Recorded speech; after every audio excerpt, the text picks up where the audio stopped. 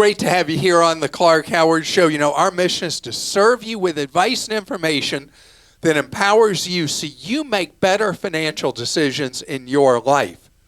In this episode, there's been a lot of talk about smaller businesses being beaten up by the big Goliaths. Well, you know one exception to that rule? Ace Hardware. Why is that? I'm going to talk about it. Also, if you're someone who's bought Amazon brands over the years of electronics, I have a tip for you to save money the next time you want a new Kindle or Fire Stick or any of the Amazon branded and owned brands. It save you some money. So Ace Hardware has really done something that is happening behind the scenes with a lot of small retailers, because retailers face a big challenge, and that is retailers are dealing with a marketplace that if you're a small, locally owned business, how do you stand out against the behemoths of all shapes and sizes? But the behemoths, when I say shapes and sizes, they're the ones that are really big or really, really big. And so Ace is something people talk about because they have done so well in spite of facing two of the all-time most successful mega companies in retail, Lowe's and Home Depot. Home Depot is one of the world's largest retailers. And the size that Home Depot and Lowe's are is what makes it possible for a small, locally owned business to survive in the Ace Hardware example. So Ace gives people, so often with Ace, it'll be a dual brand. It'll be the name on the building of the individual and the Ace logo, the individual who owns it. It also gives the retailer not the buying power of Home Depot or Lowe's, but good buying power because of the co-op of all those stores being able to buy stuff and to put inventory on the shelves. But what makes an Ace Hardware successful is if it's well-staffed and they have knowledgeable problem solvers on the floor. I mean, Home Depot and Lowe's are successful because they've been great at what they do, having deep inventory in these big stores and relatively decent prices on the things you buy in their buildings. But they neither have the kind of connection that a local business can have, where you walk in, like my wife, gosh, it's crazy to say, she owns Home Depot stock, but when she needs to do something, she goes to Ace. Because when she goes to Ace, she walks in, she says, I need a blah, blah, blah, and they take her over, and she can pick up the item, and they explain to her how to use it. If you go into Home Depot or Lowe's, it's not that easy to find somebody who is available, and harder still to find somebody who's really knowledgeable. Home Depot used to hang its hat on that a generation ago, but has gotten so large, they really don't have that connection anymore. And same issue with Lowe's. You get big enough, you just don't have that. So in small business, how do you succeed? I mean, the Ace example is obvious, but not every business is going to have that kind of thing. But how does a one-off restaurant survive against chain restaurants? It's going to be about the food, the price, and the experience. I think about an independent pizza place near our house that has in the same shopping center a chain pizza place, and across the street, another chain pizza place. And they were the third one there. How do you have the guts to go in and start an independent pizza place, and you're 4 doors from a chain and another across the street? You do it by, well, hopefully having pizza that tastes better and having an experience where you go in there, and it's so interesting. You go in, and they smile and greet every person who comes in. What a concept. They come by and check to see if you're happy with your food. And the food's good. And so I know that it feels like the only place you can do business is at a big organization, a big chain, that's all that's left. But I ask you to do this when you're at a red light. I grew up in the South, and we're automatically pessimistic, so they're not called traffic signals. They're all called red lights because they're always inevitably going to be red when you come up to them. So you're at a red light on a busy commercial corridor, and you look around, and you see these strip centers, and just look at the signs and see how many of them are UFO businesses. You've never heard of them. That some individual or a couple of people got together and said, there's a need in the marketplace. It's not being met, and we're going to take a stab at it. And so I know we're chained up in America, but the real vitality comes from the individuals who have the guts to go out and try something and start their own thing. And I gave a very obvious example of where a buying co-op helps a small retailer compete against Goliath. But there are many different stories like that.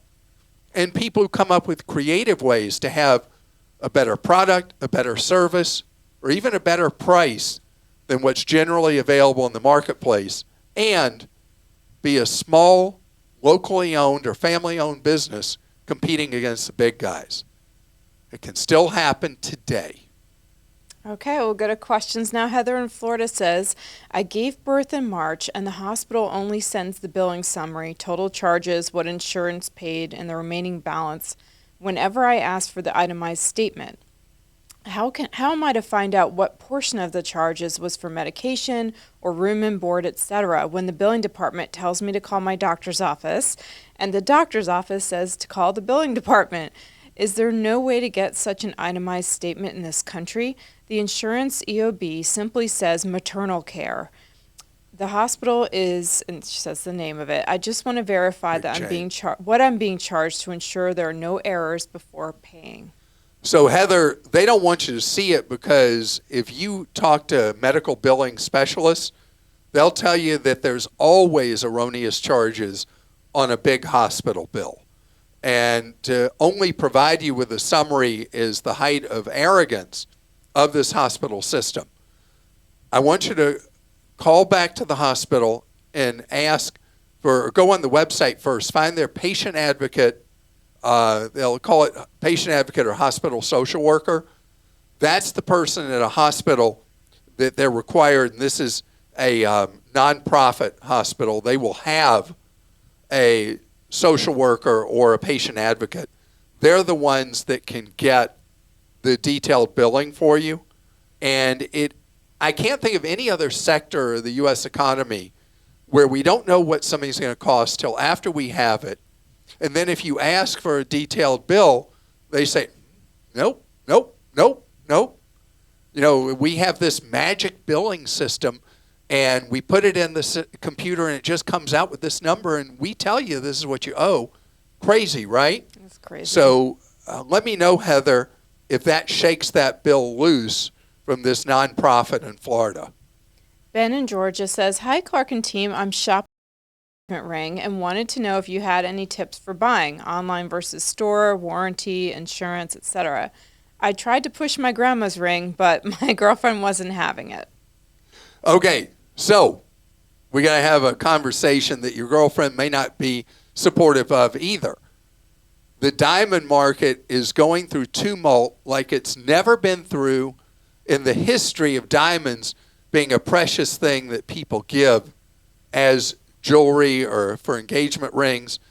The diamond market is exploding or imploding, and it's because of lab diamonds. Lab diamonds are chemically identical to dug out of the earth diamonds, but the price gap between them and a dug out of the earth diamond is the largest it's ever been. The price of dug out of the earth diamonds is declining, but the price of lab diamonds, because the process of manufacturing them has been so improved that it's very, very inexpensive. And if you look online, believe it or not, you could buy your intended a 6-carat, incredible quality lab diamond for what you'd pay for a 1-carat dug out of the earth diamond. Or in reverse, you could buy a diamond of equal size that's a lab diamond to one dug out of the earth and pay as little as a tenth the cost for that lab diamond you'd pay for the dug out of the earth. And again, they are chemically identical. So if your intended would like a big, beautiful, shiny stone and at the same time not bankrupt you, a lab diamond's the way to go. Now, let me tell you what jewelers will say. They'll say, oh, well, that lab diamond has no resale value. Who cares? Because your dug out of the earth diamond has no resale value either. It may have higher than the lab diamond, but basically you buy a diamond and the value collapses, whether it's dug out of the earth or a lab created. So why not start by saving the money up front, buying a lab diamond? Now, De Beers just got out of that business, right? Yeah, De Beers as a defensive measure did Lightbox. And Lightbox still exists. And I don't know if they're going to just sell off inventory and close Lightbox. Lightbox was lab-created diamonds. Yeah. And now or if they're going to, because De Beers had their own facilities to manufacture lab diamonds. And they decided this was just not working for them. So I don't know if they're going to replenish inventory at Lightbox with lab diamonds they buy elsewhere, or if they're going to shut down Lightbox or sell it off or whatever. But they know they're in, for those of you who are Star Trek fans, they're in the Kobayashi Maru. Anybody who sells dug out of the earth diamonds, they're in a world of hurt because technology moved on. And you don't have the danger of little children working in a diamond mine. You don't have the wars being fought over diamonds, any of that with lab diamonds. Also, a couple other answers to your questions on the insurance. It would be, you definitely would do insurance. a separate rider on your insurance, right? And then, or you can buy, as was suggested to us twice by jewelers, buy a jewelry-only policy so it doesn't attach to your homeowner's insurance. Yeah. So it's not ever going to be looked at as a claim.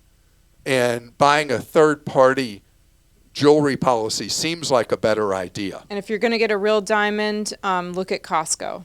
Costco has, because the again, settings, they're all real diamonds. right? Well, you know what I mean.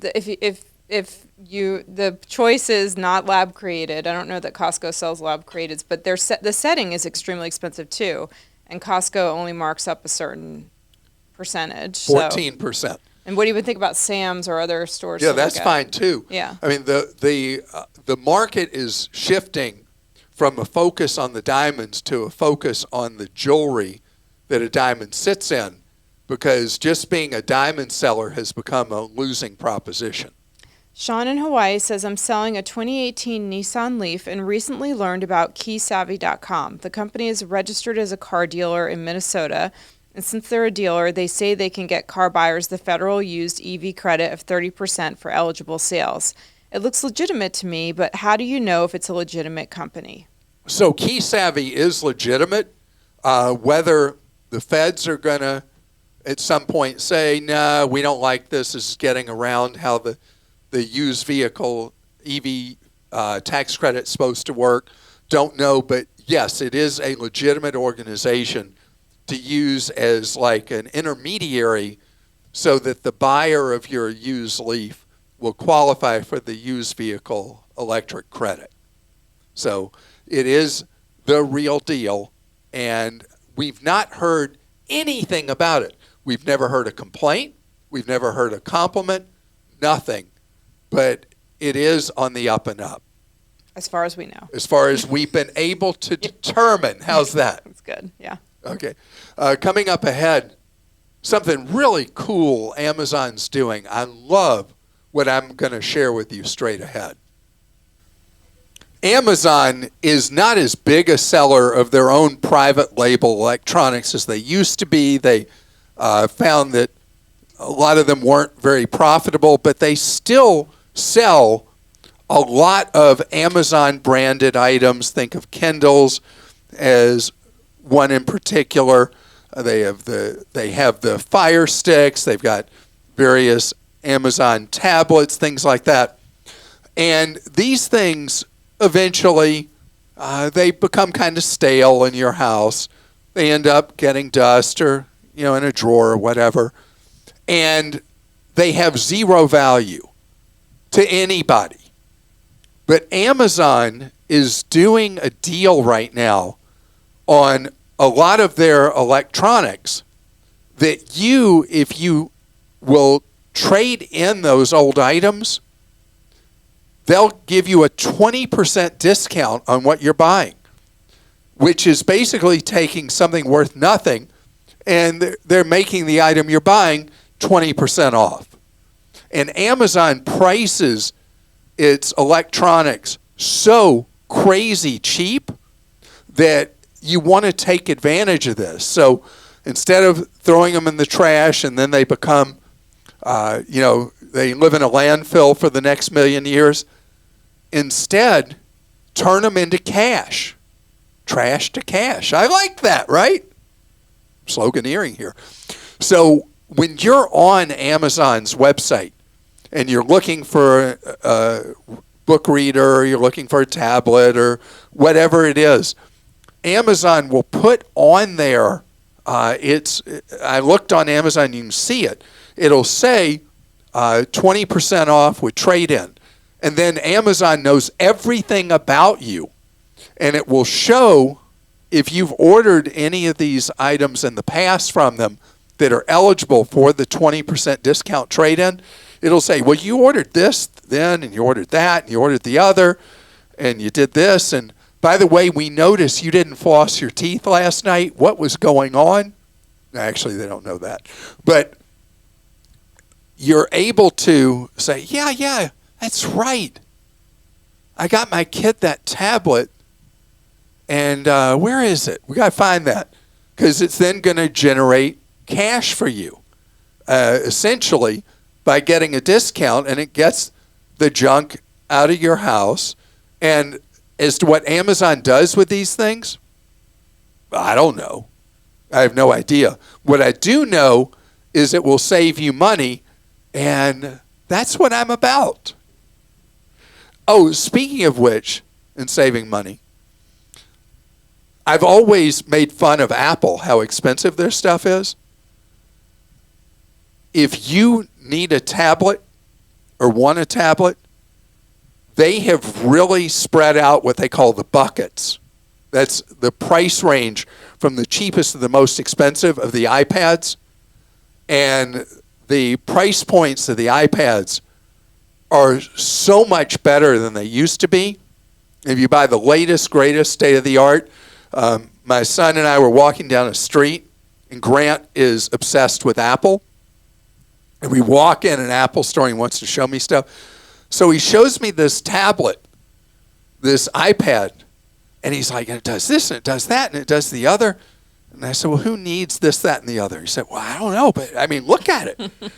It was a few $1,000s. Oh, wow. At the same time, at the bottom of the bucket, on sale, you'll find iPads for a couple $100s now. A big, big change about how Apple used to treat the iPad market, or any of their markets. I mean, they've done the same thing with cell phones, where they've adopted the Samsung model of having iPhones at all different price points as well. Awesome. All right, we'll go to some questions. This one's from Emily Ann in California. I've always been someone obsessed with tracking my finances. I used to use Mint for this, but after they shut down, I switched to another app. Since making the switch, I've become even more obsessed because they give me even more details into my spending habits, and it's really easy to just open the app and take a quick peek. I love the app, but I need advice on how to tone it down and not check it daily. I'm financially secure, and so this is something I've ended up doing out of habit rather than need. It's become a time waster for me. How can I let some of this go and take a step back to focus on other things? Emily, I'm glad you asked this question. So, for those of you who watch the YouTube show, this is my Aura ring, and maybe you can see the computer chips in it. And I was having the same problem with my Aura and the report I would get from Aura every day, that it was becoming an unhealthy obsession for me. And so what I did was I took my Aura off for 2 weeks and put on my prior wedding band, because I wear the Aura as my wedding band. And I had my prior wedding band was $12 from Walmart. And so I put the $12 wedding band back on and let the Aura sit in its charging base for 2 weeks. And it worked. I don't obsess, because I've been wearing Aura for more than 4 years. I don't obsess with the Aura reports anymore. And it was really, it turned it back into being something good for me instead of the obsession making it bad for me. And so I would recommend that you make a decision that you know your finances are fine. Take the month of July off. July is a big vacation month. It's just around the corner. I mean, we're 4 days from the last day of June, right? So resolve that the month of July is full blackout on the financial tracking app. And I think when you go back to it August 1st, you'll have a different relationship with that financial tracking app. I mean, cold turkey works in a case like this. Christina on YouTube wrote in with this: attention all CD depositors. Oh boy, this is the second one like this we've had in a month. Please hear my story and avoid my huge mistake. Like many of you, my CD expired and was up for renewal. I really couldn't find a better place to put my money, so I thought I would leave the CD in the same bank. Because I did nothing, the CD rolled over to a new CD automatically for another 12 months. Well, my old CD rate was 4.17%, and I went to the bank knowing my rate would be low, but they advised me my new rate was 0.8%. I was floored. 0.8%? That's less than 1%, I said. How could that be? The customer service rep advised that that was the new rate for rollover CDs. Yeah, so Christina, this is a standard operating procedure in the bank world. And some credit unions do this dirty dealing too.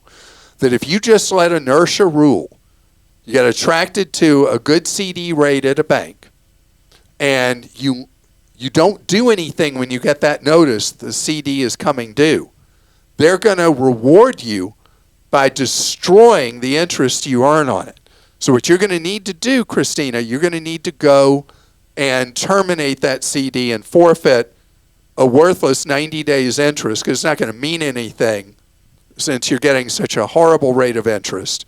And then you got to think about, are you going to do business with that bank anymore? Because, again, bankers get up in the morning and try to figure out how they're going to pinch your wallet.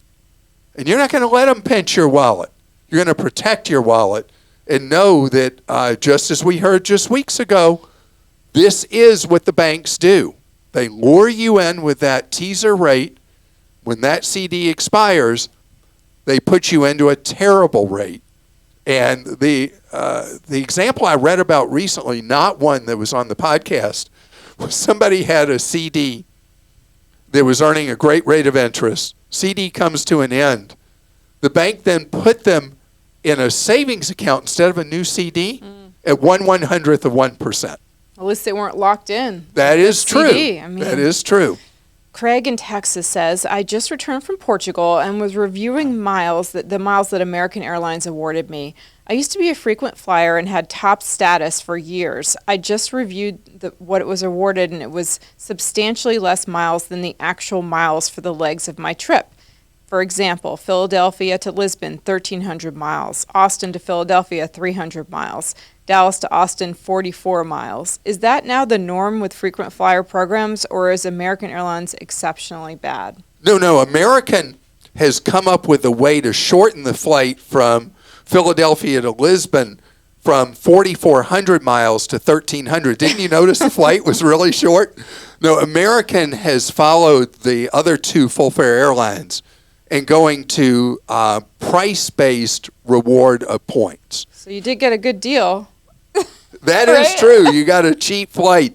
And so what American, United, and Delta have decided is there are people that they'll let sit on their airplane who don't pay a lot of money, but they're not going to give you commiserate frequent flyer miles.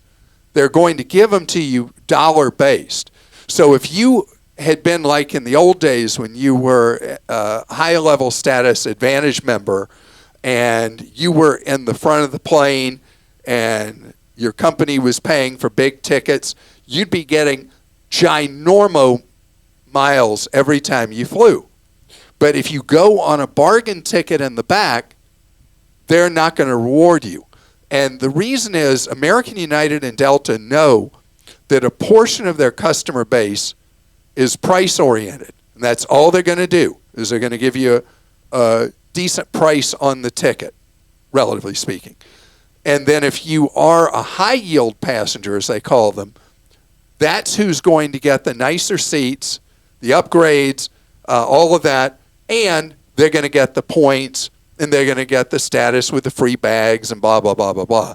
So what you're experiencing is the new way that frequent flyer programs work, and it's creeping into the hotel market as well, where people are rewarded based on dollars spent, not on night stay, and with the airlines, not on miles or flights, but on dollars. Think of how much the industry has changed. Have you seen those old pictures? I'm sure you remember, like, where the flight attendants are rolling down on a silver tray, like a full roasted turkey and all these accompaniments, and people have their silverware, and everybody's dressed so nicely in the plane. And now it's just a bus in the sky. Like, it is no frills. So my son was flying 2 days ago on a full-fare airline, and he was flying in coach, and he used an old cruise liner thing. He said, "Dad, it was like being in steerage."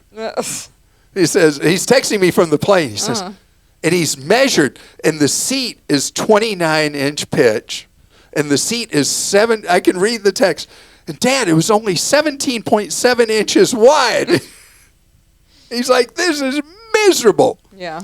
I said, well, for an under 2-hour flight, the airlines decided, who cares? He said, it's 3.5 hours I'm going to be on this plane. I'm like, oh my gosh. He said, if I wasn't 18, Yeah. this would be horrible. But he recognized that having a cheap fare was more important than being comfortable for him at 18. But it is true that this is the way the game is played now.